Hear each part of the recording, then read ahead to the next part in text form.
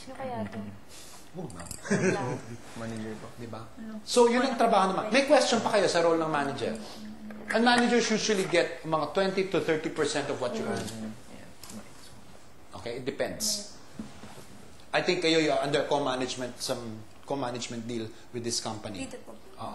But, you know, isa pa rin yan, by the way, isa rin mahalagang bagay na dapat nyo ma-realize, guys. Kahit may manager kayo, kahit ang manager nyo ay isang malaking institusyon, katulad ng ABS, magtrabaho rin kayo. You cannot make, hindi naman pwedeng sige, upo ako. Sige.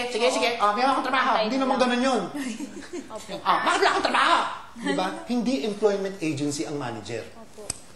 Dapat gumawa rin kayo at magtrabaho rin kayo para magkaroon pa kayo ng mas maraming trabaho at magkaroon ng interes ang tao. Paano yun, sir? Nakalagay dun sa contract namin, bawal pagdating sa cellphone, mga ganun.